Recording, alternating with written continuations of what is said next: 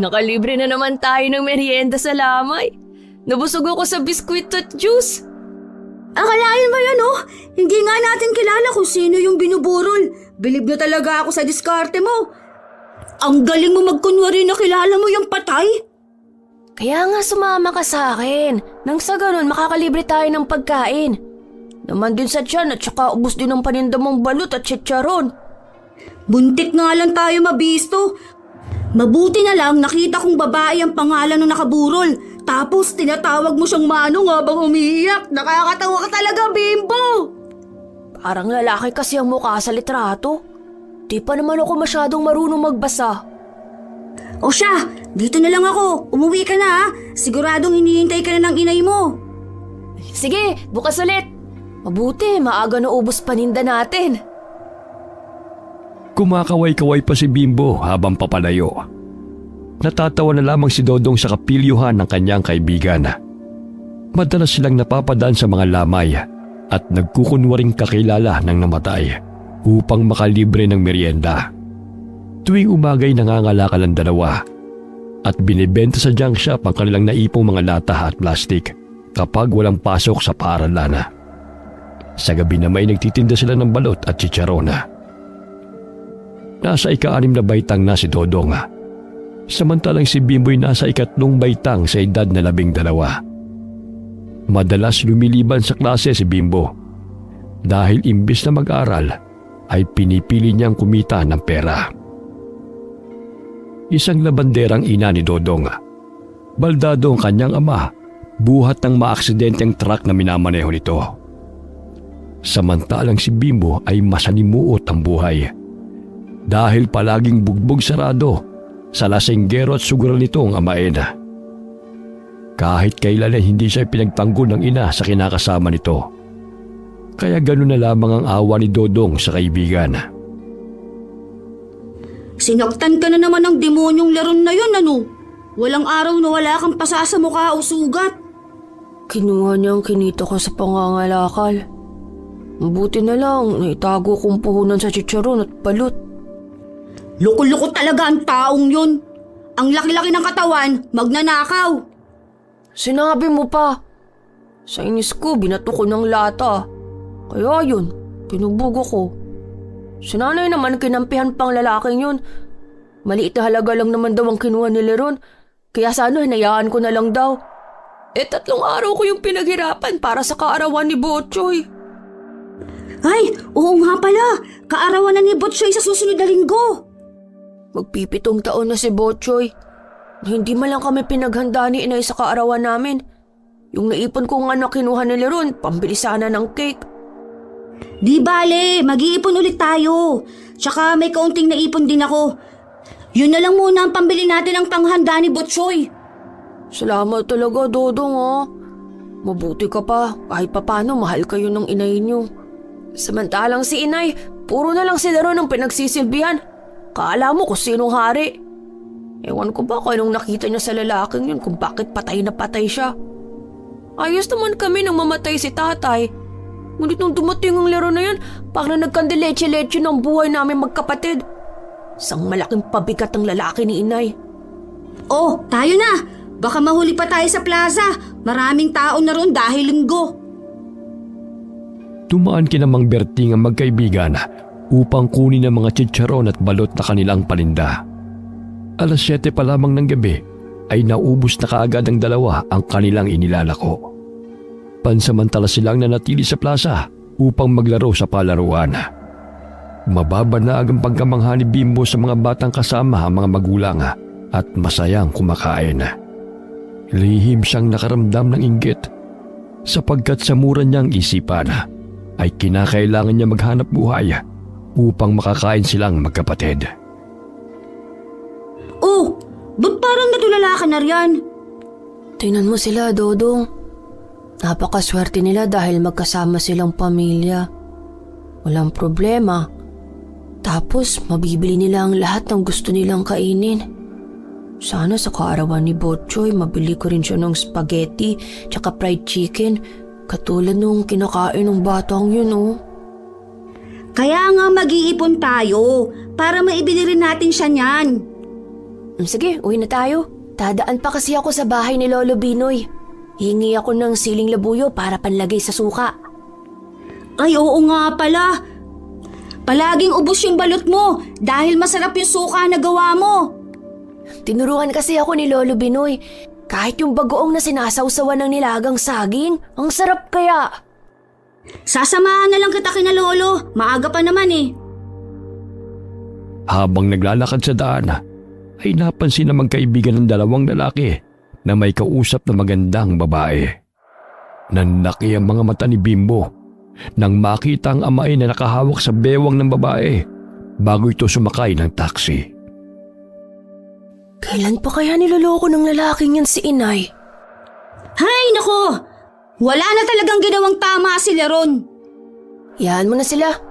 Tayo na sa bahay ni na Lolo Binoy. Alas 7 na ng gabi nakarating sina Bimbo at Dodong sa bahay ng matanda. Doon madalas napapagawi si Bimbo sa tuwing sinasaktan siya ng amain at ina. Kaibigan ng kanyang ama si Lolo Binoy at may katandaan na ito. Nag-iisa na rin sa buhay kaya apo ang turing nito kay Bimbo. Maraming pananim sa bakuran ni Lolo Binoy. Mayayabong ang tanim nitong siling labuyo. Kaya sa kanya nangihingi si Bimbo para sa ginagawang suka na inilalagay sa balot. Kumuha na lamang kay Rian. Ang daming bunga ng sili. Binibenta ko na nga lang yan sa palengke dahil sayang din kung masisira lang. Walang tigil sa pamumungay ang siling pananim nyo, Lolo. Alagang-alaga eh. Kaya kumuha na lamang kayo ng kakailangan ninyo. Basta wag nyo lang sasayangin upang hindi magtampong tagapangalaga ng sili. Opo. Sana magkatotoong kinukwento nyo tungkol sa mga engkantado. Nang sa ganun, magkaroon ako ng tagapagbantay para hindi na ako sinasaktan ni Leron. Hanggang ngayon ba'y binubugbog ka pa ng lalaking yon? Opo. Kung hindi lang dahil kay Butcher, hindi na ako uuwi sa amin. Kaso nga lang, hinahanap-hanap ako nun. Ayaw din niya mawalay kay Inay, kaya tinitiis ko na lamang umuwi para sa kanya. Huwag kang mag-alala. May hangganan din ang lahat ng paghihirap mo, anak. Basta manalig ka lamang sa poong may kapal. Ipinaghain ng pritong talong at kanin ni Lolo Binoy ang dalawang bata. Batid niyang hindi pa nakapaghapunan ng dalawa dahil nasimot ng mga ito ang kanin sa kaldero. Napansin ni Lolo Binoy ang sugat sa bandang leeg ni Bimbo, kaya't kinuha niya ang bote ng langis at ginamot ang sugat nito. Bakit hindi na lamang iwan ng iyong inay ang kinakasama niya? Tingnan mo ang ginagawa nito sa inyo. Sinumbong ko nga po nun si Leron sa pulis. Ngunit gumawa ng paraan si Inay upang makalaya ang lalaking yun. Ako pang pinagalitan niya. Matapos na makalaya si Leron, ilang araw lang naman tumino tapos balik sa dating gawin na pambubugbog sa amin. Nakita ko nga po kanina may kasamang ibang babae. Ay nako, kaya dumito na sana kayo ni Butchoy kasama ko. Matapos kumain ay nagpaalam na ang dalawang magkaibigan kay Lolo Binoy. Napahinto sila sa paglalakad nang makitang may dalawang taong nagkukubli sa kadiliman. Naaninaw ni Bimbo na isang babae ang nakayapos sa lalaki dahil sa mahaba nitong buhok. Kahit saan tayo magpunta, may nakikita tayo magkapareha. Ay naku, pinaiira lang kapusukan, tingnan mo. Naghahalikan pa habang nagkukubli sa puno. Teka, tingnan mo Bimbo. Parang hindi na naaaliw ang lalaki. Parang humihingi na ng tulong. Naku, anong tulong? Parang masayang-masaya nga sa ginagawa nila. Tingnan mo, winawagayway pang dalawang kamay habang nakataas. Iba na yan, Bimbo. Halika't magtago tayo. Parang hindi na kasi normal na halikan ang ginagawa nila. Nagkubli ang dalawa sa puno at doon pinagbasdan ang ginagawa ng dalawang taong kanilang nakikita sa di kalayuan. Sa tulong ng liwanag ng buwan ay naaninaw nila na tila mga ahas na gumagapang sa katawan ng lalaki ang buhok ng babae. Naanimoy sinisip-sip nito ang enerhiya at dugo ng lalaki. Kitang-kita ng dalawang binatilyo nang bitawan ng babae ang katawan ng lalaki. Bumulagta ito sa lupa nang walang malay. Tingnan mo, Bimbo. Nanlilisik ang mga mata ng babae. Baka makita niya tayo at patayin. Ilang sandali pa ay pinahid ng babae ang dugo sa kanyang bibig at lumayo na tila walang nangyari. Nagpalinga-linga pa ito sa paligid upang siguraduhin na walang taong nakakita sa kanyang ginawa. Halika, tingnan natin kung buhay pa ang taong yon. Sandali lang. Baka narin pa ang aswang at hindi pa nakakalayo. Maya-maya'y pinuntahan ng dalawa ang lalaking nakabulagta sa lupa. Dilat ang mga mata nito. Nawari na tigang ang katawan dahil sa nasimot ang likido. Patay na siya, Bimbo. Pambihira namang humalik ang babaeng yun. Naubos ang dugo ng lalaking ito. Ganun ba kung maghalikan? Sinisip-sip ang dugo? Ngunit bakit si Leron lumalaki ang katawan? Batugan naman yun kaya ganun. Tinusok-tusok ng sanga ng kahoy ng dalawang bata ang bangkay ng lalaki.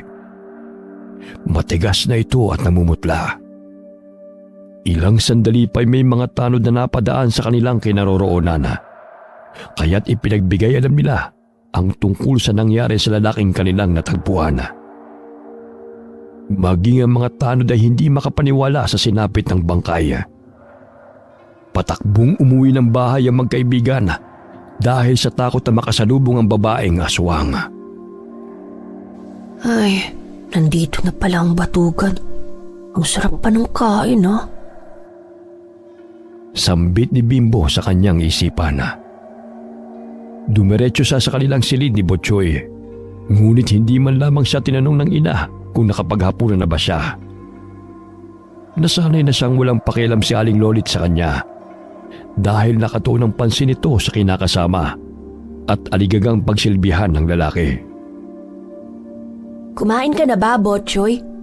May pasalubong akong ensaymada sa'yo. Huwag mo ipakita kay Leron, baka kunin pa niya. Namutawi ang tuwa sa mukha ni Butchoy nang tanggapin ang pasalubong na tinapay ng kapatid. Ilang sandali pa'y nadidinig na nila ang bulyawan ni Leron at ng ina. Tinakpan ni Butchoy ang dalawang tenga dahil sa ingay ng dalawa. May napansin si Lolit na bahid ng lipstick sa kwelyo ng damit ng lalaki at amoy pabango rin ito ng babae. Walang araw talagang hindi nagpabangayan ng dalawang yan.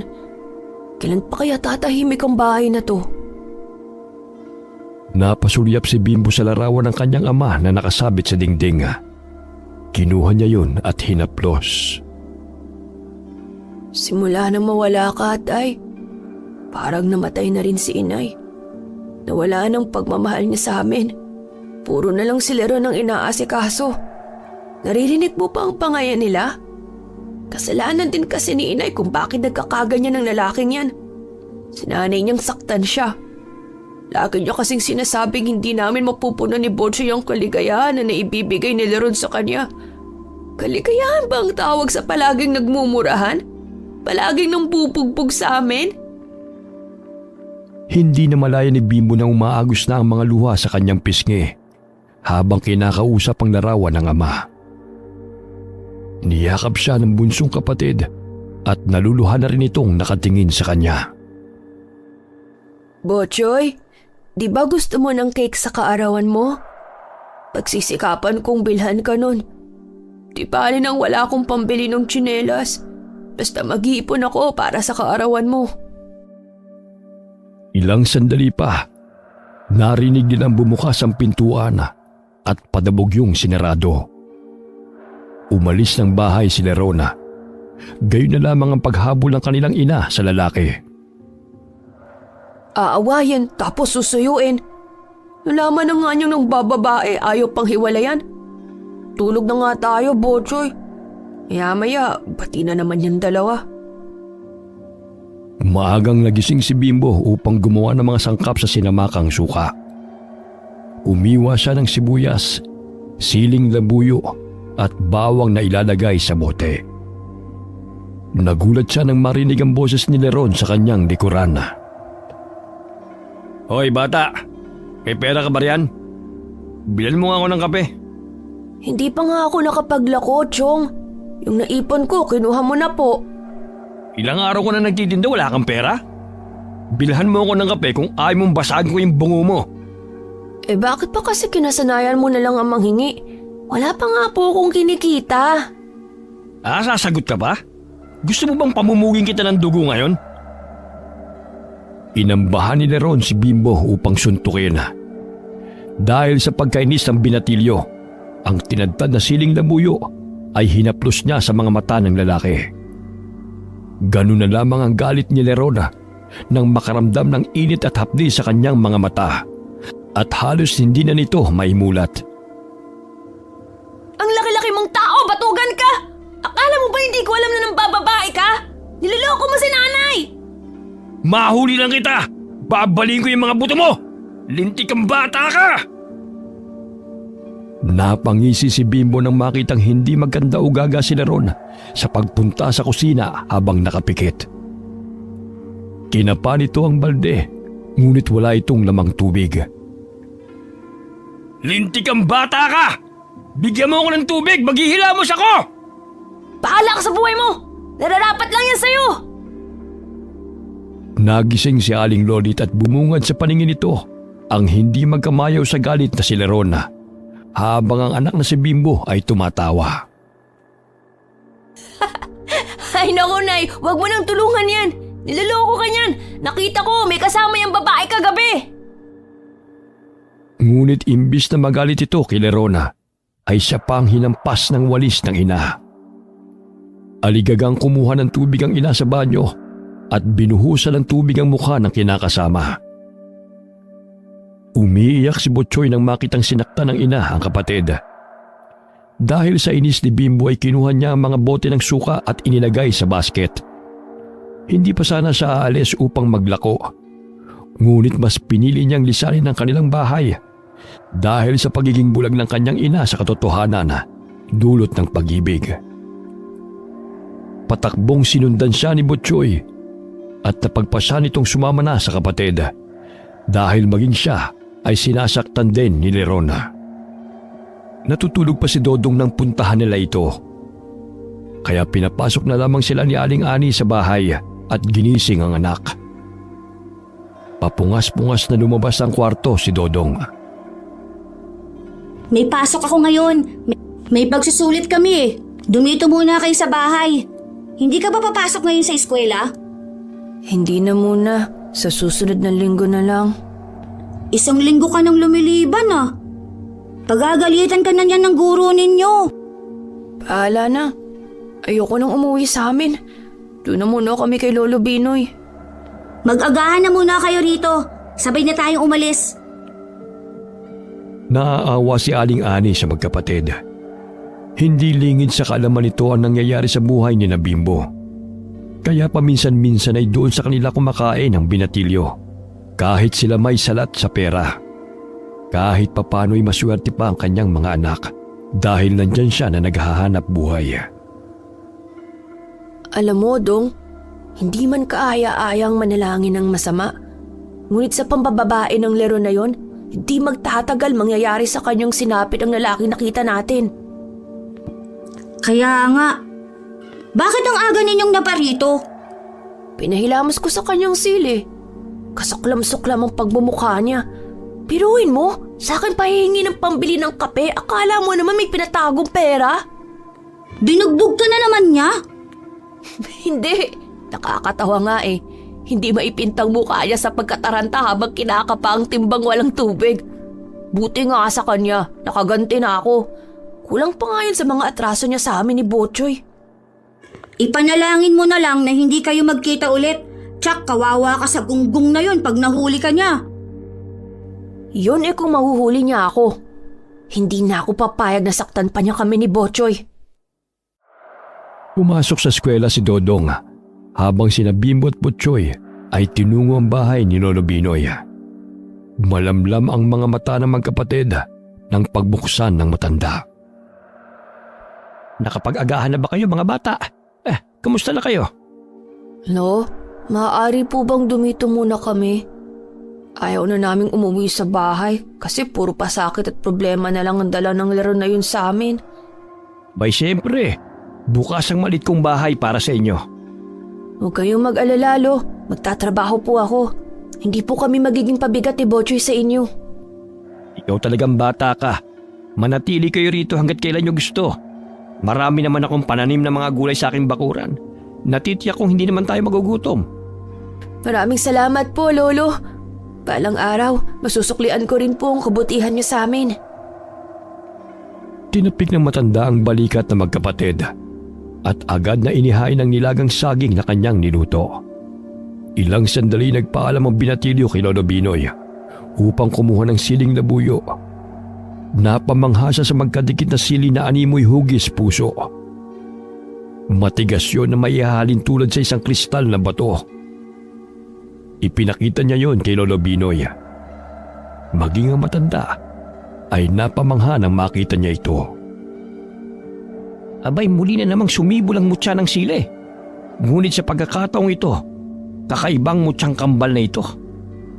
Napakapalad mo, anak, dahil sa iyo ito nagpakita. Isang beses kada isang dekada lamang ito matatagpuan. Nasisiguro kung ikaw ang napili ng mga inkantadong gabay. At isa sa taong malapit sa iyo ang siyang makapagmamay-ari ng kalahati nito. Kusang hahati ito sa dalawa kapag nakaharap mo ang siyang itinakda ng mga inkantong gabay. Sa ngayon ay kailangan ko munang basbasan ang mutyang bato na ito upang lumakas ang bisa at kapangyarihan nito. Kambal na mutya?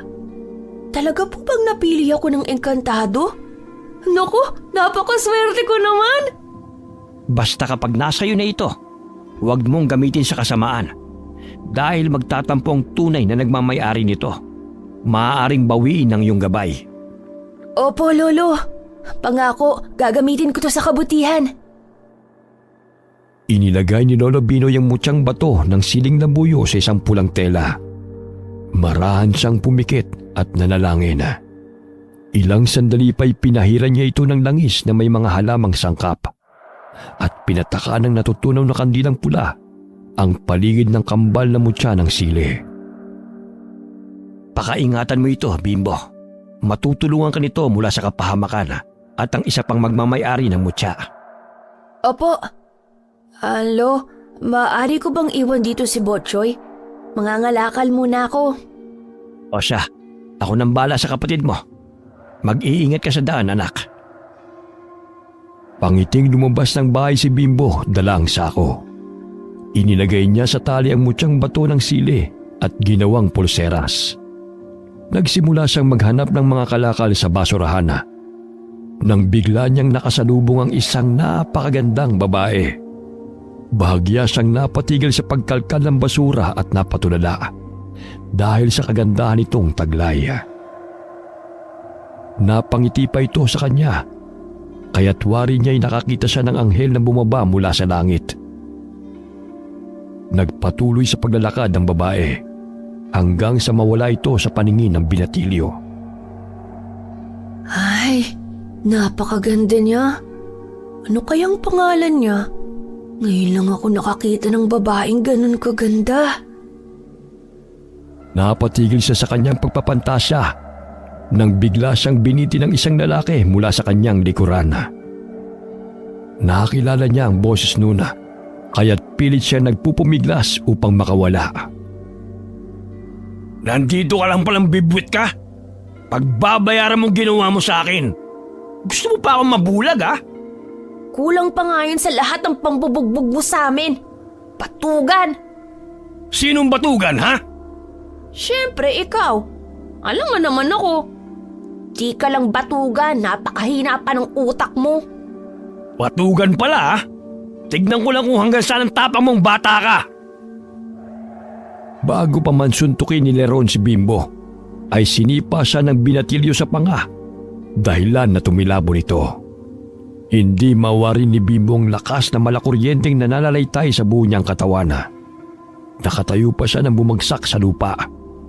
Bumangon si Lerona, ngunit nakaramdam ito ng sakit sa kanyang bunganga.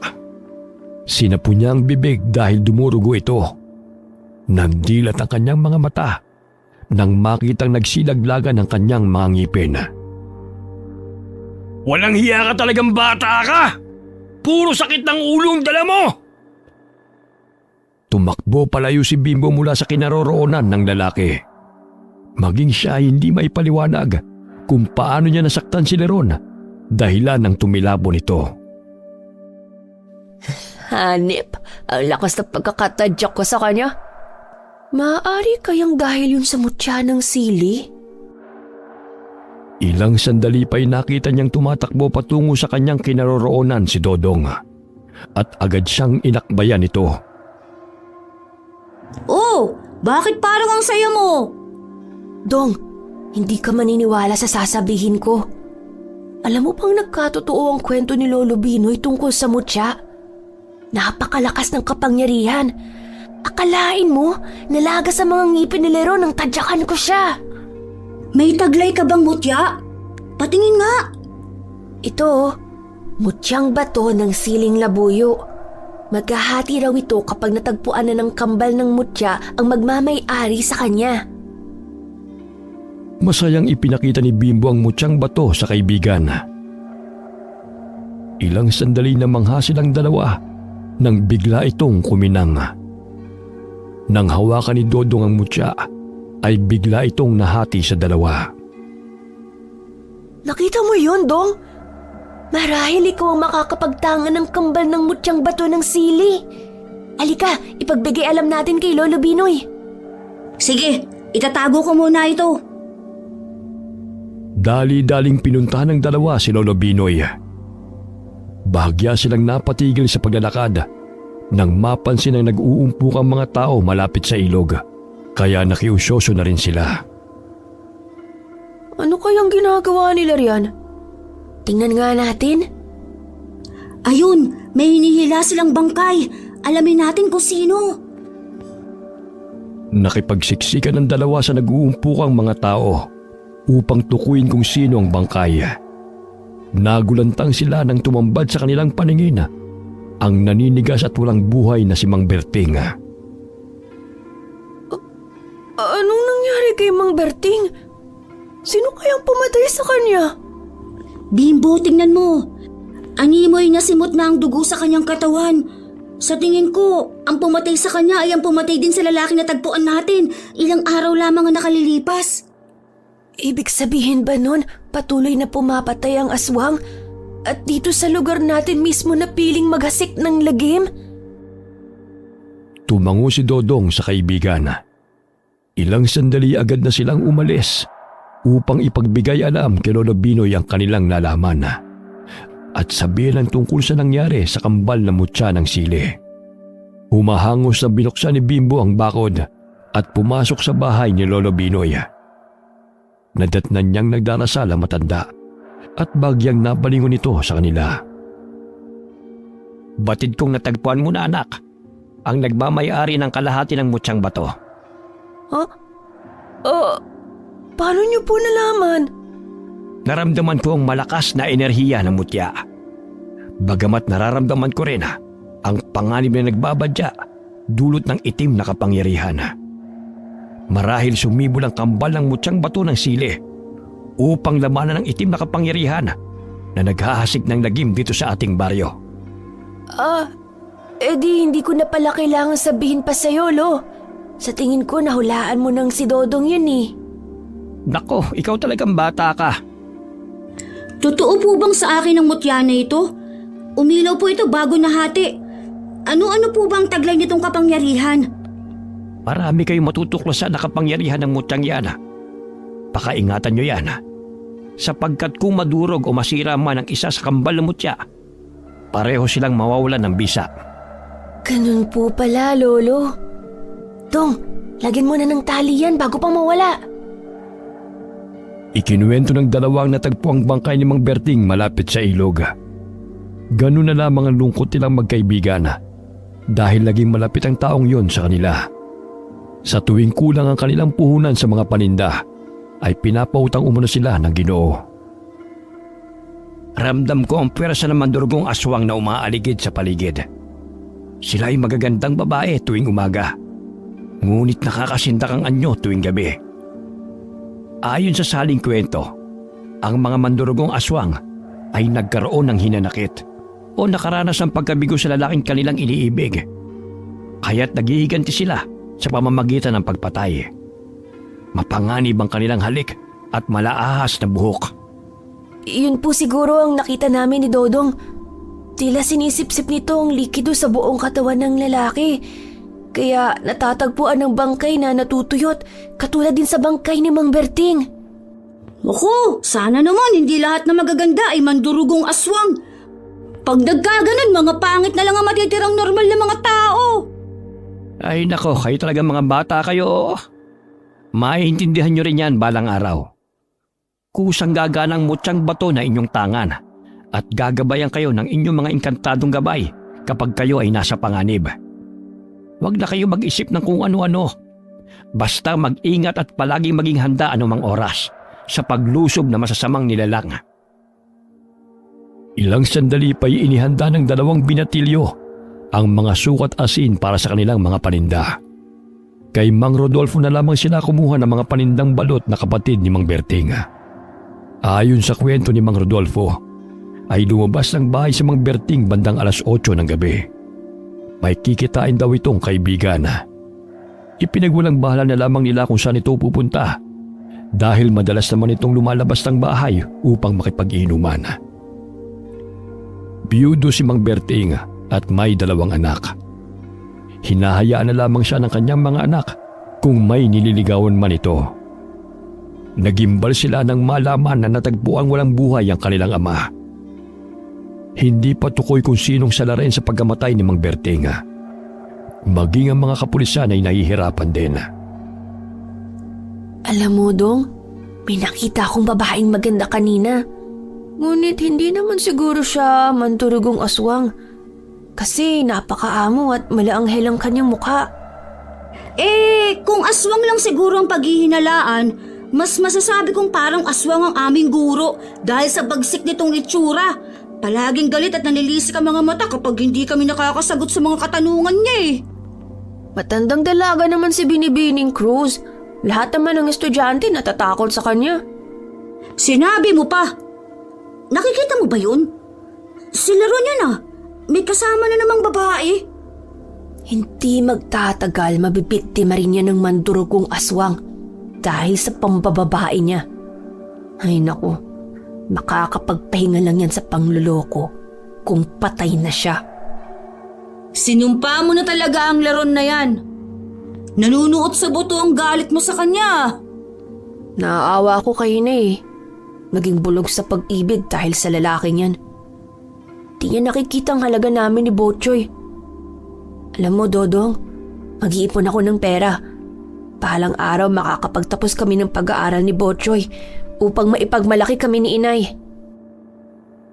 Iniwan ng magkaibigan si Botchoy kay Lolo Binoy. Dumaan silang muli sa ilog kung saan natagpuan ang bangkay ni Mang Berting. Walang bahid ng dugo roon maliban sa mga bakas ng paa ng pangkaraniwang tao. Sa tingin ko, nangaakit ng kalalakihan ng mandurugong aswang na yun at nambibiktima siya tuwing sasapit ang dilim. Hanapin natin ang aswang na yun habang nagtitinda tayo. Marahil kilala o nakakasalubong lang natin siya sa anyong tao. Nakikita mo ba ang nakikita ko, Bimbo? Lapitan natin ang mga nagkukumpulang mga kababaihan. Bentahan na rin natin sila ng ating mga paninda. Kasama rin nila ang bakla. Bugaw ang baklang yan. Kaya nga, baka isa sa mga babaeng nariyan na kasama niya ang mandurugong aswang. Malalaman natin kapag takot sila sa atin at bawang. Agad nilang tinungo ang kinaroroonan ng mga babaeng nagkukumpulan at binentahan ng balot at chicharon. Mga ma'am, masarap po tong sukang sinamakan. Nakakabata po to.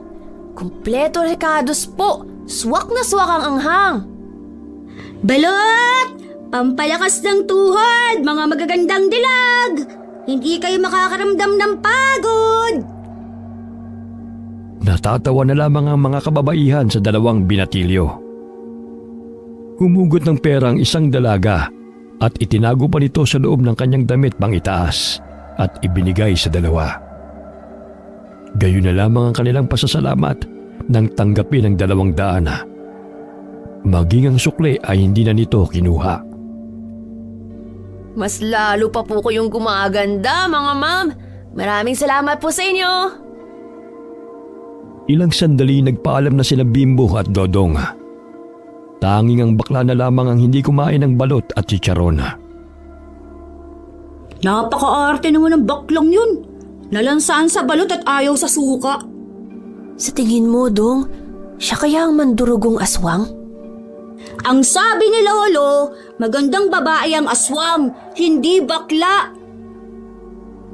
Napatampal si Bimbo sa noo at sabay silang nagtawanan. Maya-maya'y may napansin silang isang babae na lumalakad na mag-isa. Palinga-linga ito sa paligid na animoy may hinihintay. Nagkubli ang 2 binatilyo sa poste habang tinatanaw ang babae na nakatayo sa kadiliman. Walang taong napapadaan doon, kaya't nagtaka sila kung bakit naroon pa rin ang babae. Ilang sandali pa'y nasipat nilang may paparating na lalaki. Malaki ang hubog ng katawan nito.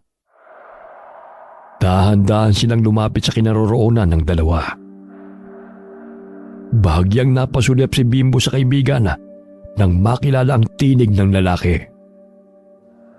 Si Leron yan ah. May bago na naman siyang kalaguyo. Umalis na tayo rito. Baka masapak ko pa yan. Mamaya na, Bimbo. Alamin muna natin kung saan sila patutungo. Marahil, gumagala ngayong gabi ang mandurugong aswang. Mabuti nga sa Leron na yan kung lapain siya ng aswang. Kulang pa nga sa kanyang hinihigop lang ang dugo. Ang bagay sa kanya, tadtari ng pinong-pino ang bawat bahagi ng katawan niya. Parang mas nakakatakot ka pa kaysa sa aswang ah. Makita ko lang talagang mandurugong aswang na yan. Sasabihan ko siyang pasakitan yung si Leron, katulad sa pananakit niya sa amin. Shhh! Manahimik ka muna. Mukhang narinig ka nila. Nagsiksikan sila sa likod ng poste nang napasulyap sila ron sa kanilang kinaroroonan.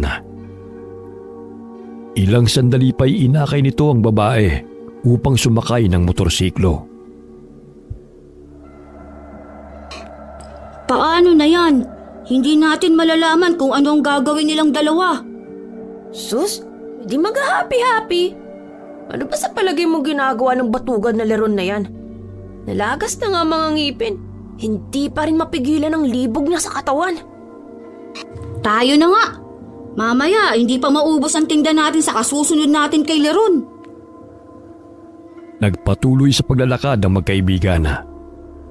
May nakakasalubong silang iilang mga binata at dalaga na naglalakad sa daan. Kaya tinanong nila ang mga ito kung saan patungo.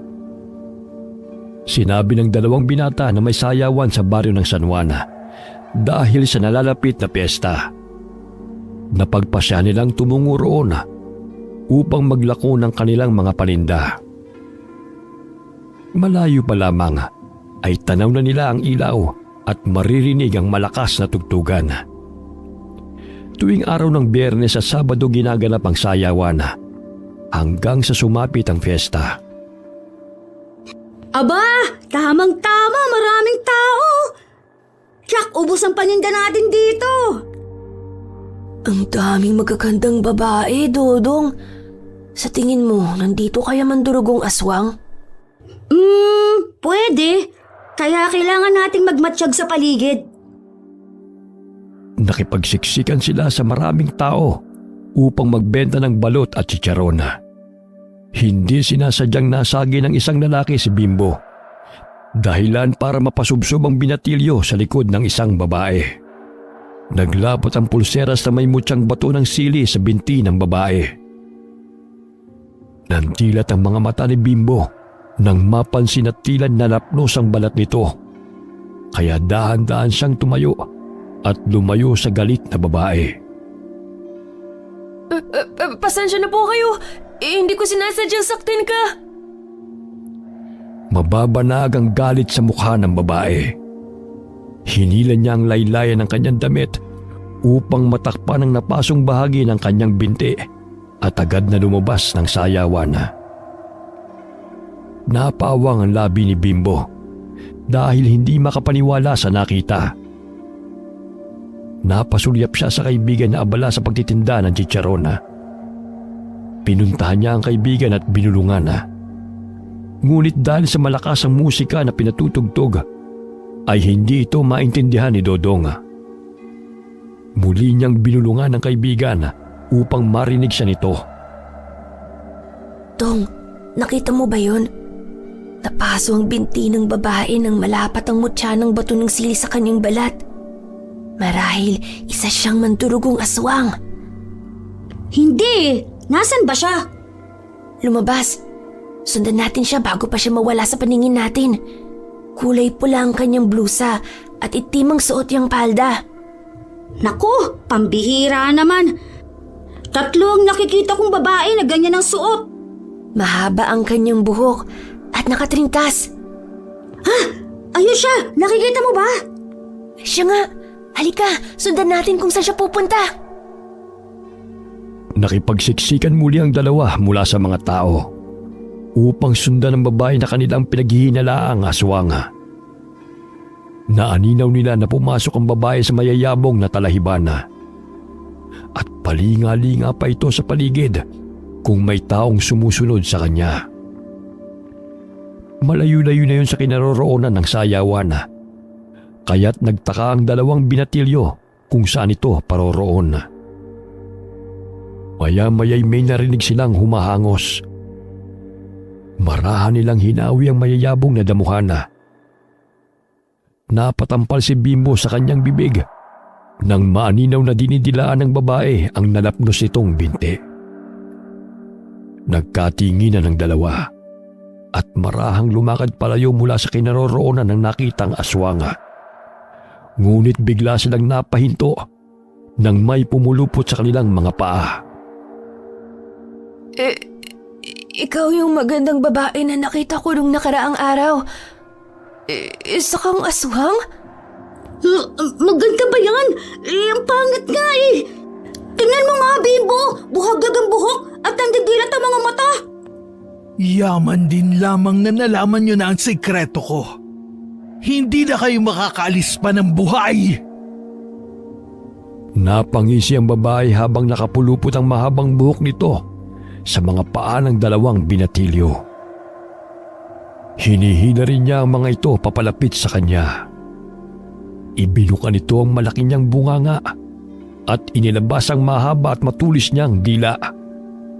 Ngunit bago pa man tusukin ito ang tiyan ng dalawang binatilyo, ay maliksing isinaboy ni Bimbo ang sinamakang suka sa papalapit na dila nito. Buwisit kang bata ka! Wala ka nang ginawa kundi pasuin ako! Hinila niyang muli si Bimbo upang tuluyan ang makalapit sa kanya. Gamit ang mahabang dilay tinabig niya ang bote ng suka na hawak ni Bimbo, kaya't tumilapon ito. Napangisi pa ito nang makita ang takot sa mukha ng dalawang binatilyo. Gayunpaman ay nilakasan pa rin ng dalawa ang kanilang loob upang malabanan ng mandurugong aswang. Kahit na humihingi ng tulong sina Dodong at Bimbo, ay hindi pa rin sila naririnig ng mga tao dahil sa lakas ng tugtog. Habang patuloy silang kinakaladkad ng aswang palayo sa lugar na yon. Walang makakarinig ng panagoy ninyo! Nagkakasayahan na ang mga yun. Mga walang pakialam sa kapwa basta't mapapasaya lamang ang sarili. Ganyan naman kayong mga tao. Puro kayo makasarili. Malakas na napahalakhak ang mandurugong aswang. Ngunit laking gulat niya nang biglang nakaramdam siya ng sakit. Nang tumama sa kanyang pisngi ang mga asin na sinasaboy niya na Bimbo at Dodong. Marami pang asin dito, Bimbo! Heto! Saluin mo! Agad na sinalo ni Bimbo ang supot ng asin na inihagis ni Dodong. Nang gagaliiti sa galit ang mandurugong aswang dahil sa ginagawa ng dalawang binatilyo. Tuluyan nang nakawala ang dalawa mula sa panggagapos nito. Naaaninaw nila ang kinaroroonan ng sayawan. Nagulat sila nang biglang huminto ang malakas na tugtog ng musika, kasabay ng pagpatay ng mga ilaw. Dong, ano kayang nangyayari? Hindi ko rin alam eh. Magtago muna tayo. Natitiyak kong hinahanap tayo ng aswang na yun. Napamangha silang dalawa nang mapansin ang munting liwanag na nagmumula sa mutyang bato na kanilang taglay. Ilang sandali pa'y may nakapa si Bimbo na tao na nakahandusay sa damuhan. Batid niyang buhay pa ito dahil nararamdaman pa niya ang tibok ng puso nito. May tao dito sa tabi ko, Dodong. Patay na ba? Buhay pa siguro. Mainit-init pa eh. Malapad ang dibdib. Sarat ang ilong. May nakapa akong mga butil-butil sa muka. Mga tagyawat siguro. Naku, parang mukha nila ron kung di ako nagkakamali. Hala, baka sila ron nga yan na naghihingalo. Naputol ang pagbubulungan ng dalawa nang marinig ang sigawan ng mga tao na nagmumula sa sayawan.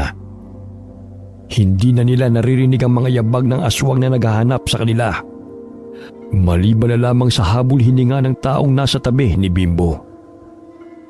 Nagulat si Bimbo nang bigla siyang hawakan sa braso ng taong nasa kanyang tabi.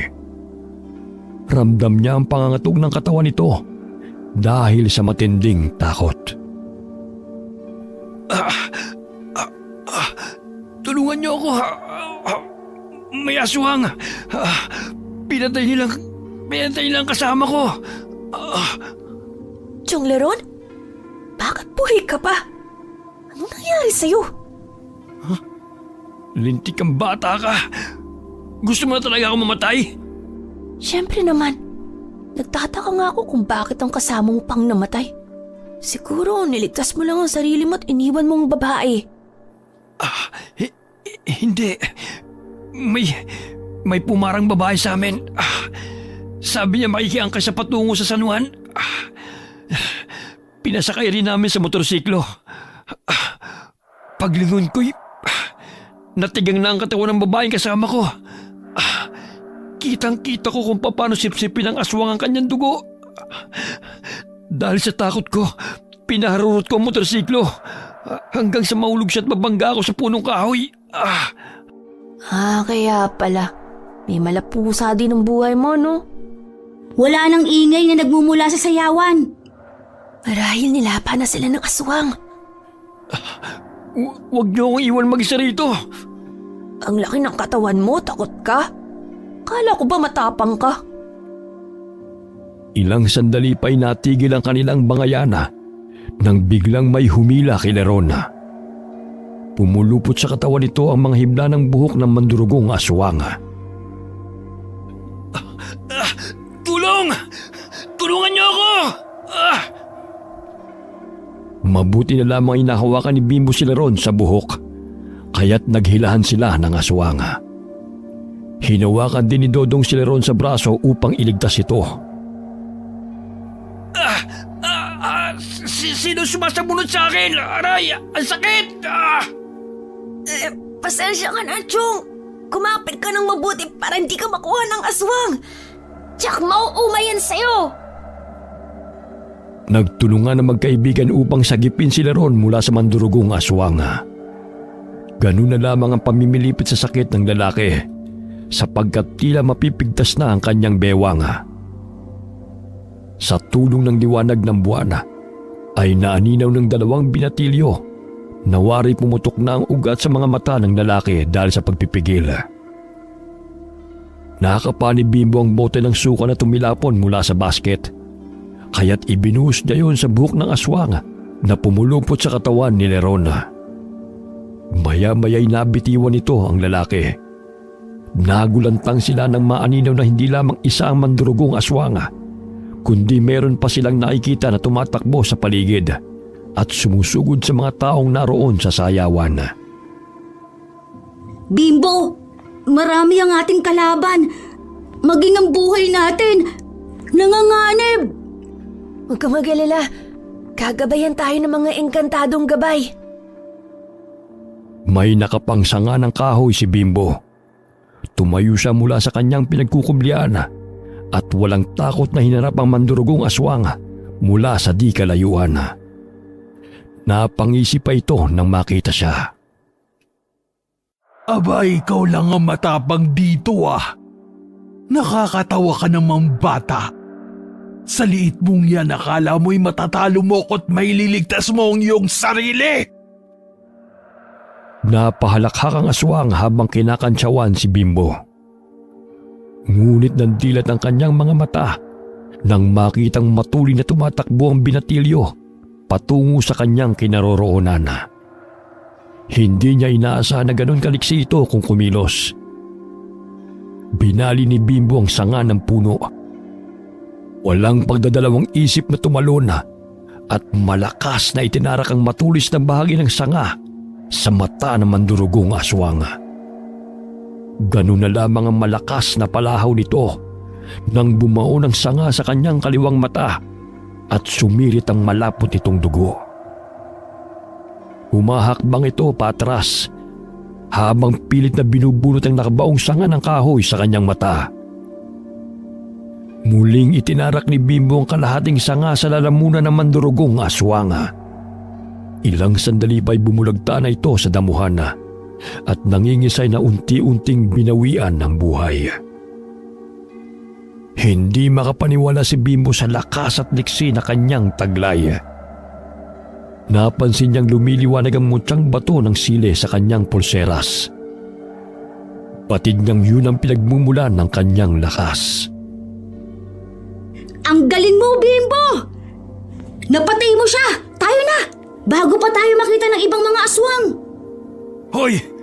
Huwag niyo akong iwan dito! Sumunod ka na lang kasi, Chong! Teka! Huwag kayo maingay! Nakikita kong may dalawang aswang na paparating. Palinga-linga sa paligid si Lerona, ngunit wala siyang naaninaw. Lingid sa kanyang kaalaman na ang mutyang bato na taglay ni Dodong ang nagbibigay ng malinaw na paningin sa binatilyo. Biglang napatulala ang isang binatang tumatakas nang humarang sa harapan nito ang dalawang mandurugong aswang. Ganun na lamang ang pagmamakaawa ng binata upang hindi siya patayin, kagaya sa ibang kalalakihang naroon. Ani mo'y musika sa aming pandinig sa tuwing nakakarinig kami ng taong nagmamakaawa. Ngunit sino ba naman kami upang hindi pakinggan ng inyong mga panaghoy? Ay, nakakaawang mga nilalang. Animoy malaahas na gumapang ang mga buhok ng mandurugong aswang na pumulupot sa katawan ng binata.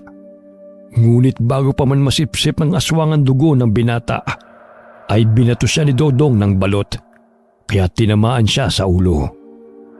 Maging sila ron ay tumulong sa dalawang binatilyo. Sino naman ang mapangahas na yan upang kalabanin kami? Lumabas lang talahiban sina Dodong at Bimbo. Patakbong hinarap ang dalawang mandurugong aswang. Pinaliguan ni Bimbo ng sinamangkang suka ang mukha ng babae. Gayon din ang pagsaboy ni Dodong ng asin sa kasama nito. Kitang-kita nila kung paano unti-unting naagnas ang magandang mukha ng dalawang babae na kanilang kaharap. Nabitiwan ng mga ito ang binata, kaya tumakbo ito palayo. Dahil sa galit ay pinulupot ng aswang ang malakas nitong buhok sa katawan ng dalawang binatilyo at malakas na ibinagsak sa lupa ng paulit-ulit. Ganun na lamang ang pamimilipit ng mga ito. Hoy! Bitiwan niyo sila! Pinagbabato sila ni Neron ng balot. Ngunit mababanag ang takot sa mukha nito nang makitang napangisi ang dalawang aswang habang nakatingin sa kanya. Matipunong lalaki. Siguradong mabubusog tayo nito. Ang nooy masayang mukha ng aswang ay napalitan ng pangamba ng makitang tinutupok ng apoy ang mahaba nitong buhok na nakapulupot sa katawan ng dalawang binatilyo. nakaramdam ng pag-init ng katawan ng dalawang mandurugong aswang. Maging sina Bimbo at Dodong ay nagtaka. Kitang-kita nila ang pamumula ng katawan ng kanilang kalaban na animoy nasusunog ang mga laman. Katulad ng siling labuyo na napakaanghang at nagdudulot ng init sa katawan. Mismo! Tingnan mo, Dodong. Parang lalapdas ang kanilang katawan. Animoy nasusunog ang kanilang mga laman. Nandidilat na lamang ang mga mata ni Lerona sa hindi maipaliwanag na pangyayari. Sa hinuha niya ay dahil yun sa balot na binato niya sa dalawang aswang. Kahinaan din pala ng mga aswang ang balot. Hindi magkamayaw ang sakit na naramdaman ng dalawang aswang. Dumampot muli ng sanga ng kahoy ang dalawang binatilyo at hinambalos ng paulit-ulit ang dalawang aswang upang masiguradong hindi na ito mabubuhay. Tinulungan sila ni Lerona. Kumuha rin siya ng sanga at itinarak sa bungangan ng dalawang aswang. Aba, may silbi rin ang pambubugbog mo, Chong, ha? Tingnan mo, napatay mo sila. Umalis na tayo rito. Hahanapin ko pa yung motorsiklo ko. Ang layo ng binigsakan ko eh. Mabuti na lamang po, hindi kayo natuluyan, ano? Bakit ba natat kayong mamatay ako, ha? Ay, nako. Ayon nga sa kasabihan, ang masamang damo ay matagal mamatay. Kaya huwag kang mag-alala, Chong. Matagal ka pang madededo. Magtago muna tayo, may paparating. Ngunit bakit parang ibang uri na naman ang aswang na yan? Teka, nakikilala kong baklang yan ha. Siya nag-organisa ng sayawan na to. At ang baklang nagbubugaw ng mga kababaihan. Hindi siya katulad sa mga mandurugong aswang na sumisip-sip lang ng dugo. Malamang na hindi siya mandurugo dahil bakla siya at hindi siya magandang babae. Gusto niya sariwang kainin. Pakialam ba natin sa trip niya? Malayo ang sayawan sa mga kabahayan. Ngunit dahil sa imbitasyon ng baklang si Mahika sa kanyang mga kakilala, ay naganap ang sayawan. Nangako rin ito ng malaking papremyo sa gaganapin na pagdiriwang. Lingid sa kaalaman ng mga naimbitahan na isa lamang yung pain upang maisagwa nilang mga aswang ang kanilang masamang hangarin. Hindi lahat ay nakatanggap ng imbitasyon. Yung mga taong naging kakilala lamang ni Mahika. Sinabi ni Leron na nakatanggap siya ng imbitasyon at ipinangako ni Mahika sa kanya na ililibre siya ng isang gabi kasama ang babaeng magugustuhan nito. Marahil yun din ang ipinangako nito sa ibang kalalakihan. Yan ang nga bang sinasabi ko. Hindi lahat ng panandaliang aliway nagdudulot ng kasiyahan. Tingnan mo, Chong. Papalad ka dahil hindi ka pa namamatay. Napatigil sa pagsasalita si Bimbo nang batukan siya ng amain. Dahilan na makalikha sila ng ingay. Napasulyap ang baklang aswang sa kanilang kinaroroonan nang marinig ang tinig ng binatilyo. Yan kasi ang ingay-ingay mo. Narinig ka tuloy. Ibinuka ng baklang aswang ang malaki nitong bibig at bahagyang tumingala sa binog na buwan. Biglang tinubuan ng mayayabong at itim na balahibo ang mukha at katawan nito. Napunit ang spaghetti strap nitong damit dahil lumaki ang katawan nito. Nakatatakot naman ang aswang na yan. Parang isang lobo ang wangis. May asin at siling labuyo pa ba tayo riyan? Kaunti na lang yung asin na natira sa akin. Nagulat sila nang biglang hawiin ng malahalimo na aswang ang mayayabong na damo kung saan sila nagtatago. Tumakbo sila palayo, ngunit nahagip ng mahabang kuko nito ang likod ni Lerona na nagdulot ng malalim na sugat. Bahagyang napahinto si Bimbo nang makitang bumagsak sa lupa ang amain habang namimilipit sa sakit. Si Chong nahuli ng aswang! Tulungan natin siya! Napasulyap si Dodong sa kinaroroonan ng lalaki. Naminog ang kanyang mga mata nang makita ang malaking bunganga ng aswang at matatalim na pangil. Nangangatog sa takot si Leron dahil palapit ng palapit ang bunganga ng aswang sa kanya. Tumalilis ng takbo si Dodong. Animoy lumilipad sa ere na pinasok ang mga pinisang siling labuyo sa bunganga ng aswang. Umilaw ang mutyang bato sa kwintas nito. Nalunok ng aswang ang pinasang siling labuyo. Bigla itong umatungal ng napakalakas. Binudburan din ng asin ni Bimbo ang mga mata nito, dahilan na lumabo ang paningin ng aswang. Iwinasiwas pa nito ang mga kamay sa ere upang hablutin ang mga taong kalaban nito. Ngunit malakas siyang tinadyakan ni Bimbo, dahilan na tumilapo ng aswang at masira ang dingding ng entablado sa sayawan. Nakakuha ng kapirasong pinutol na kawayan si Bimbo at walang awang itinarak yon sa dibdib ng mabalahibong aswang ng paulit-ulit. Ikaw ang dapat mamatay dahil sa kasamaan ninyo! Gagamitin niyo pang kahinaan ng mga tao upang maisakatuparan ng inyong masasamang balak! Mang Leron, kaya niyo po bang tumayo? Masakit ang aking sugat. Malalim yata. Lintik na aswang na yan. Ay grabe, napakakunat ng buhay niyo, Chong. Believe na talaga ako sa inyo. Tulungan mo nga ako rito. Hindi pa ako mamamatay dahil masama akong damo. Inalalaya ng dalawa si Leron. Kahit anong sama ng amain, ay hindi magawang pabayaan ito ni Bimbo. May hinanakit man ito sa lalaki, pero mas nanaig pa rin ang inosente at busilak nitong puso. Biglang nabitiwan ng dalawa si Leron nang may pumulupot sa kanilang mga paa at binitin silang patiwarik. Matapang na bata! Hindi niyo pinaslang ang aking kapatid! Natural, kung di namin siya papatayin, siguradong kami ang kanyang lalapain. Mga hangal!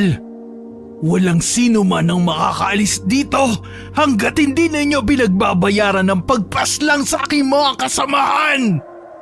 Hoy! Pakawalan mo na yung mga bata! Ako na lamang ang patayin nyo!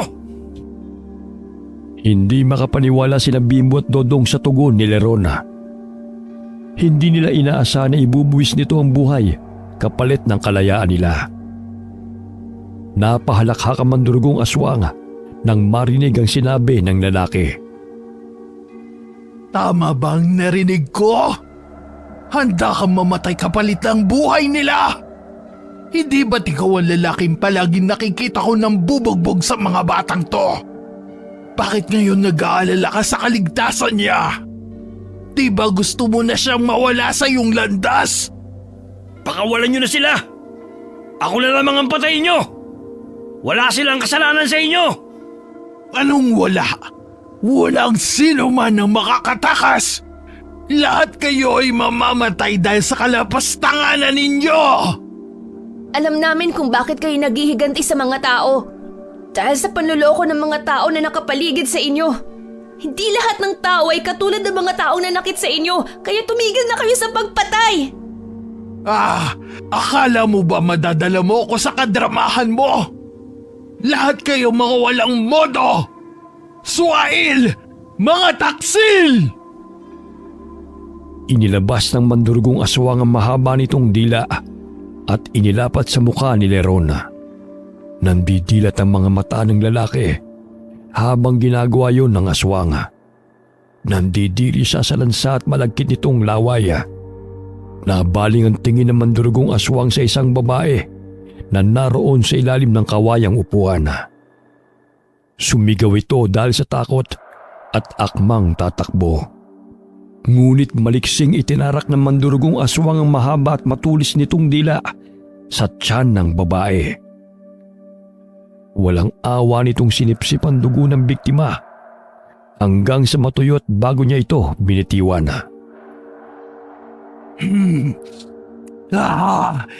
Ang sarap ng sariwang dugo. Yun nga lang hindi na siya ganun katamis dahil sa paiba-ibang lalaking gumagamit sa kanya. Ay nako, kayo talagang mga tao. Basta perang pinag-uusapan, Kahit dignidad at pagkatao ninyo ay kayang ipagpalit sa kakarampot na pera. Kagaya niya, nalalasahan ko ang lansa ng pagkatao niya. Hindi lahat ng tao kagaya ng iniisip mo. Mas malansa pa nga ang hininga mo kaysa sa babaeng pinatay mo. Mahilig kang manghusga, mangamoy ng iba. Pero ang sarili mong baho, hindi mo naaamoy. Anong sabi mong bata ka? Ang sabi ko, mabaho at ang lansa ng hininga mo. Malapit naman ang ilong mo sa bunganga mo ah. Bakit hindi mo naaamoy?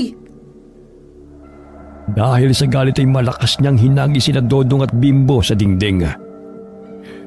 Ngunit hindi inaasahan ng aswang na animoy mga turumpong umikot-ikot sa ere ang dalawa. Sumipa si Bimbo sa dingding at lumipad patungo sa mandurugong aswang. Malakas niyang tinadyakan ang mukha nito, kaya bahagya itong tumilapon. Sinundang sipain ni Dodong ang mandurugong aswang bago pa ito humandusay sa sahig. Animoy punching bag na pinaglaruan ng dalawa ang mandurugong aswang. Napatulala na lamang si Lerona habang nasasaksihan ang pananakit ng dalawang binatilyo sa mandurugong aswang na kanilang kalaban. Inilabas muli ng aswang ang mahabang dila nito. Bimbo! Mag-ingat ka! Sigaw ng lalaki nang makitang kay Bimbo patungo ang mahabang dila ng aswang. Pinulupot nito ang mahabang dila sa binti ng binatilyo at itinapon sa labas ng sayawan. Napasubsob si Bimbo sa mga taong nakasalansan na wala ng buhay. Diyos ko, ang dami nilang pinatay. Napatingala si Bimbo nang maramdaman na may taong papalapit sa kanya. Naaninaw niya na isang magandang babae yun.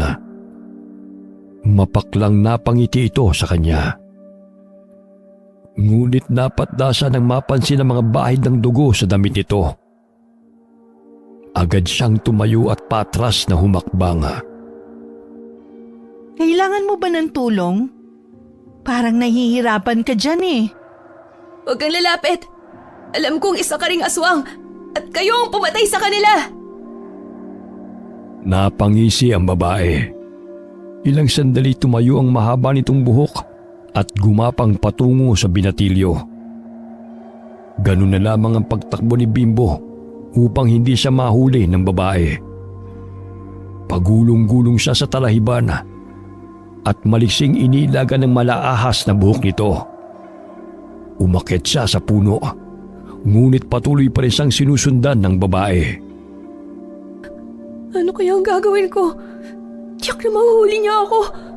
Wala talagang kapaguran ng mga aswang. Inaabangan siya ng aswang sa ilalim ng punong kahoy. Binali niya ang sanga upang gawin yung sandata.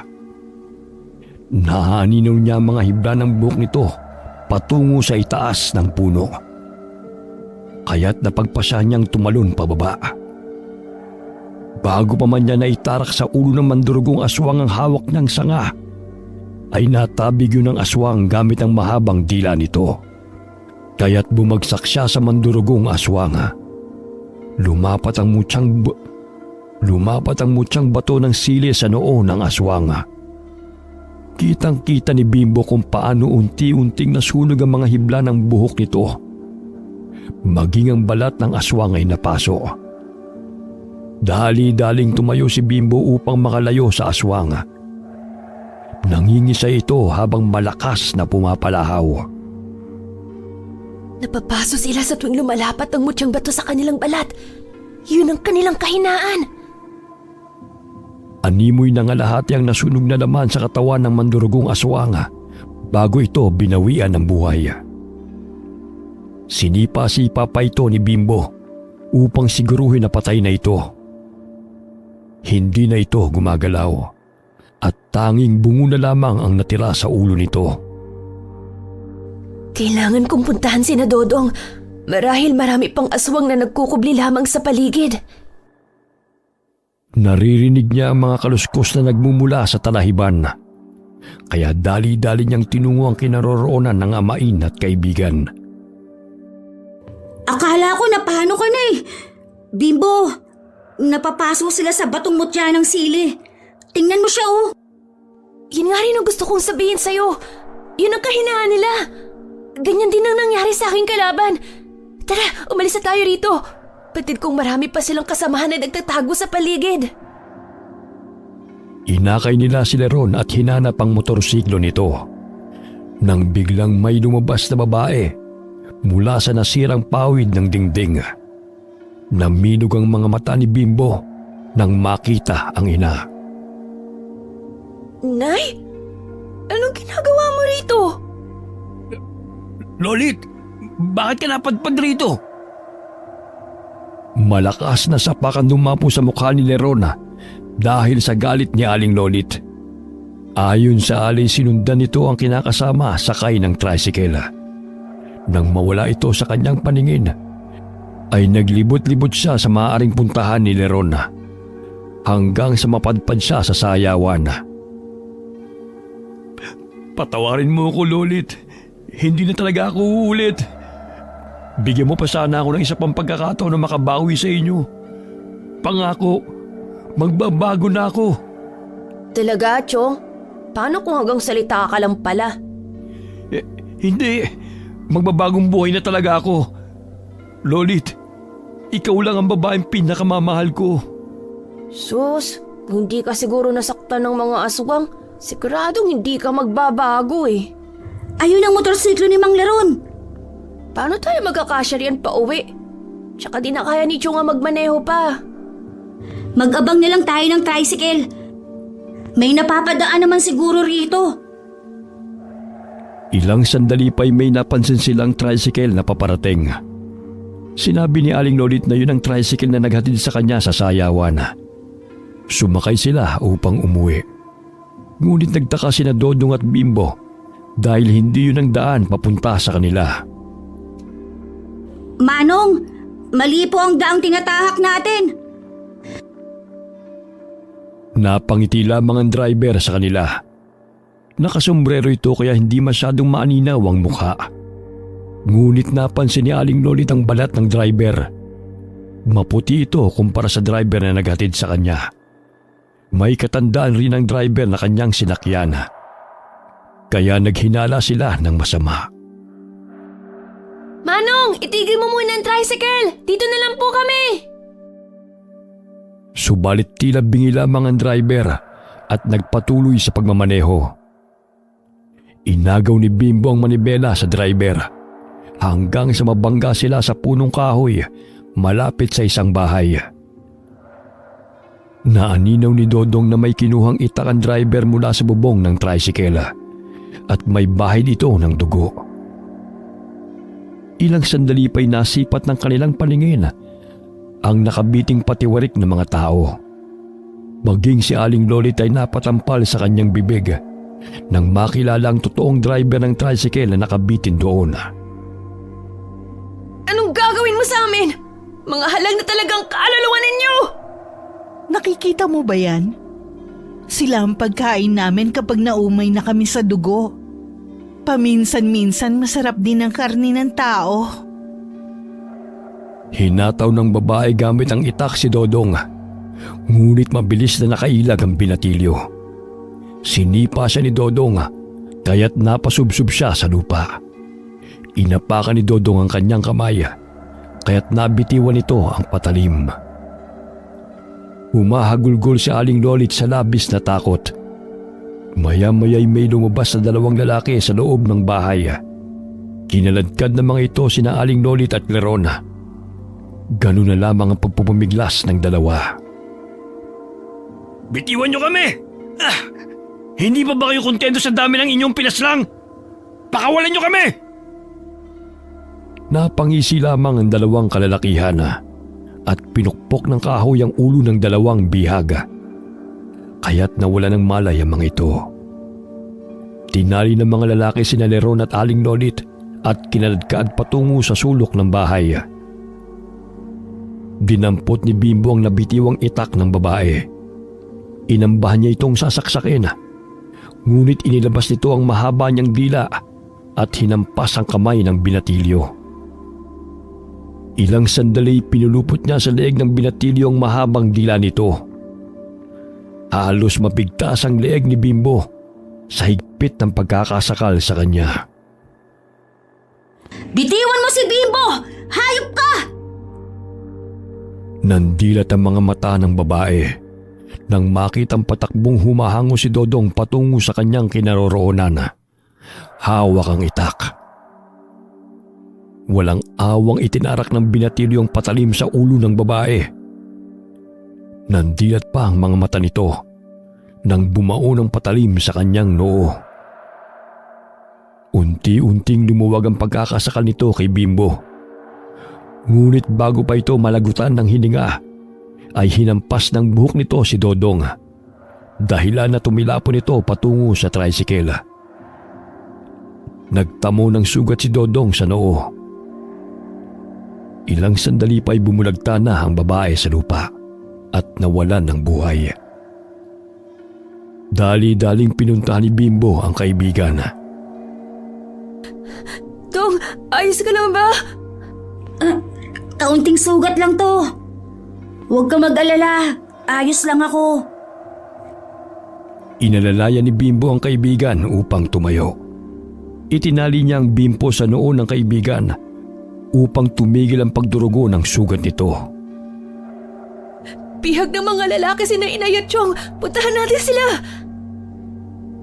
Pigil hinangang sinilip ng dalawa ang loob ng bahay.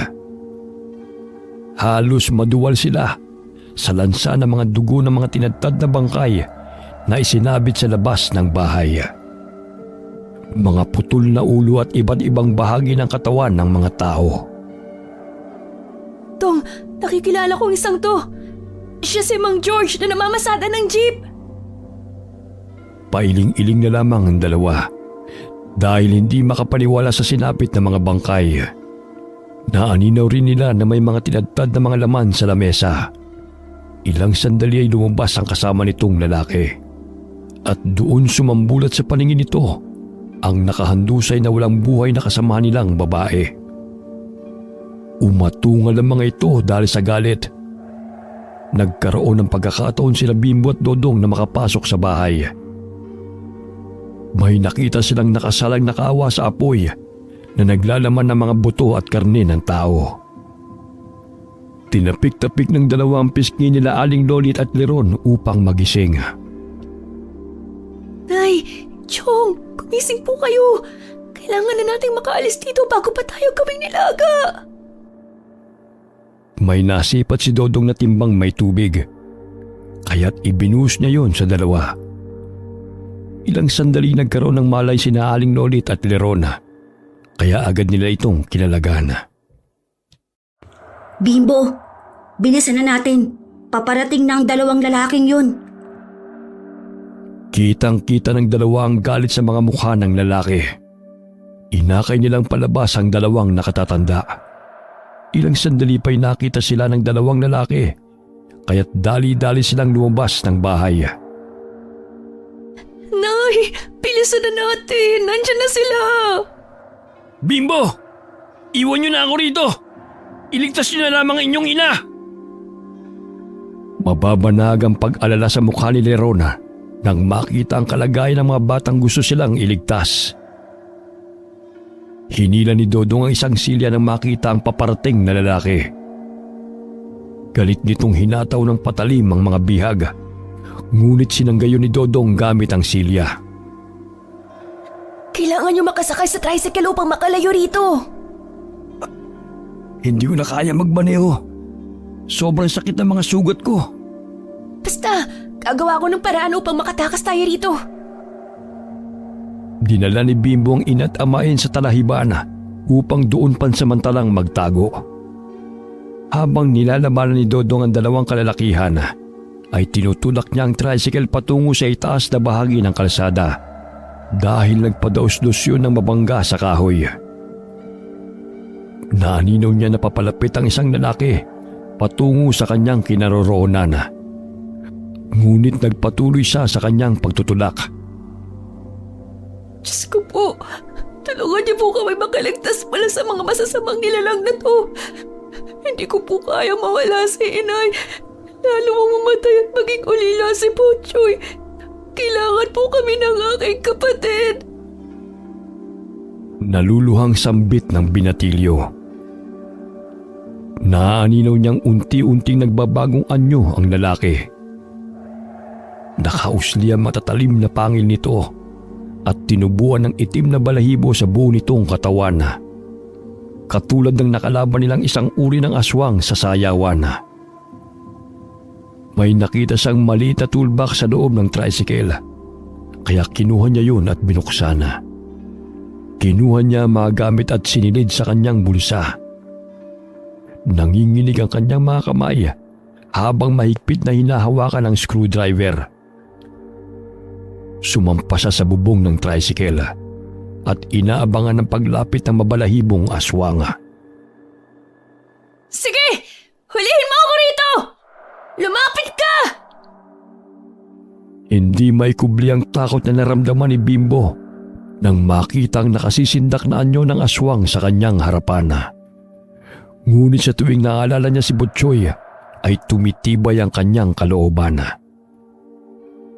Nang makalapit na ang aswang ay tumalon siya pababa ng tricycle at nakipambuno sa kalaban. Malakas ang palahaw ng aswang nang ibaw ni Bimbo ang screwdriver sa tiyan nito. Halos 10 beses na mas malaki sa kanya ang katawan ng aswang. Ngunit hindi may pagkakaila ang lakas na kanyang taglay. Sa bawat suntok na kanyang pinapakawalan na dumadapo sa aswang, ay napapahiyaw ito sa sakit. Samantala, animoy nakikipagpatintero si Dodong sa kalaban nito dahil maliksi siyang nakakaiwas. Ganun na lamang ang pagkainis ng kalaban nitong aswang dahil hindi siya nito mahuli. Pumasok muli ng bahay si Dodong. Doon ay may natagpuan siyang mga iba't ibang uri ng patalim na ginagamit ng mga aswang sa pagtadtad ng mga karne ng kanilang bihag. Paano kaya? Kung ipararanas ko rin sa inyo ang sakit kung paano hiwain. Iwinasiwas ni Dodong ang patalim sa harapan ng lalaking aswang. Ngunit naiilaga naman siya nito. Tumalon ang aswang patungo sa harapan ni Dodong, kung saan malapit lamang siya sa malaking kawa na nakasalang sa apoy.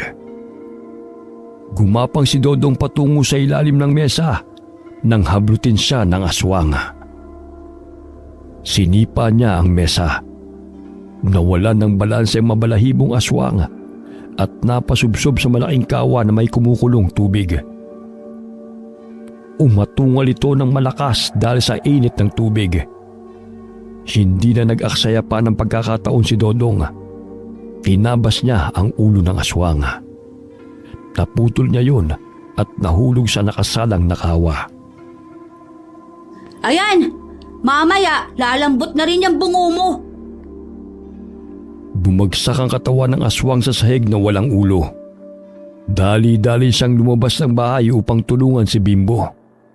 Nakikita niyang tila nagsasayaw lamang ito ng tinikling sa pag-ilag sa kalaban nito. Ilang sandali naglambitin si Bimbo sa likod ng kalaban nitong aswang. Gamit ang plies ay inipit niya ang tenga ng aswang at buong lakas na hinila ito. Natanggal ito dahilan ng panggagalaitin ng aswang. Hinawakan siya nito sa pantalon upang ibagsak sa lupa. Ngunit mahigpit ang kanyang pagkakakapit sa likod ng aswang. Hindi niya napansin na nanunuot sa laman ng kalabang aswang ang mutyang bato ng sili. Kaya't walang humpay ang atungal ng kalaban nito. Nasipat ng aswang ang batong mutya na nakalapat sa kanyang balat. Hinablot niya yun dahilan na mapigtas ang pulsera sa kamay ni Bimbo. Napaso ang kamay nito sa batong mutya kaya nabitiwan niya ito. Dumampot siya ng bato upang basagin ang mutya ng sili. Ganun na lamang ang pagpipigil ni Bimbo sa kamay ng aswang. Maya-maya'y bumagsak si Bimbo sa lupa nang hablutin siya muli ng aswang kasabay ng pagsira nito sa mutya ng sili. Ngunit bago pa man bumagsak ang malaking bato sa mutya, ay matuling tumakbo si Dodong upang kunin ang mutya ng sili.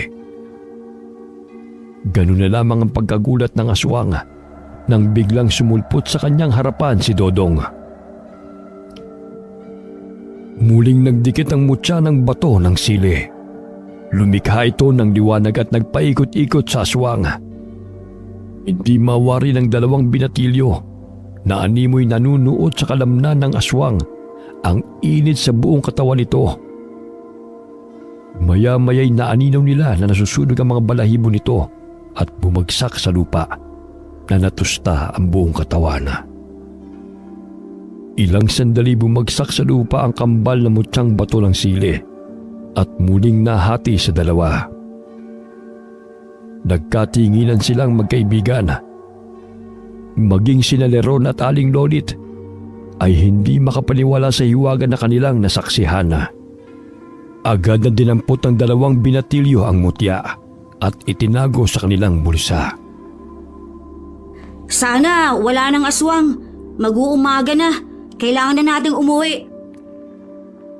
Nagtulungan silang dalawa sa paghila ng tricycle. Inalalayan nila sina Aling Lolit at Leron upang makasakay ng tricycle. Ako na lang ang magmamaneho nito. Marunong ka ba? Medyo. Natutunan ko habang nag-e-extra ako sa talyar ni Mang Dennis. O sige, basta marunong ka ha. Daan-daan lang mga bata, baka mabangga tayo. Paekis-ekis ang pagmamaneho ng tricycle ni Dodong. Halos atakihin sa puso si Leron dahil sa takot na maaksidente sila sa daan. Natatawa naman ang dalawang binatilyo dahil sa takot ng lalaki. Nako! Hindi nga tayo napatay ng mga aswang. Para naman tayo maaksidente sa ginagawa mo. Huwag kang mag-alala, Mang Leron. Makakarating ka sa bahay ninyo ng buhay. 6:00 na ng umaga nang makarating silang apat sa kanilang baryo. Ganun na lamang ang pag-aalala ni Lolo Binoy. Hindi naman siya makaalis sa tinitirahan nito dahil hindi niya maiwan ang natutulog na si Butchoy. Agad na ginamot ni Lolo Binoy ang kanilang mga sugat, lalo na ang malalim na sugat ni Lerona. Malamlam ang mga mata ng lalaki habang humihingi ng tawad sa mag-ina sa lahat ng kanyang atraso, lalong-lalo na kay Bimbo. Ayos lang yun, Chong.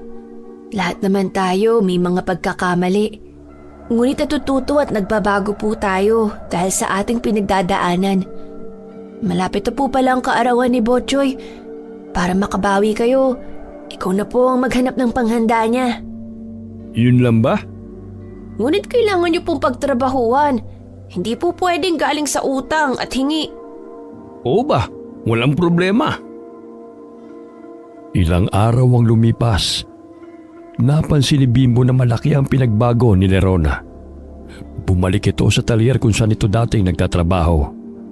Mabilis din naghilom ang kanyang mga sugat dahil sa mga halamang gamot na ibinigay ni Lolo Binoy.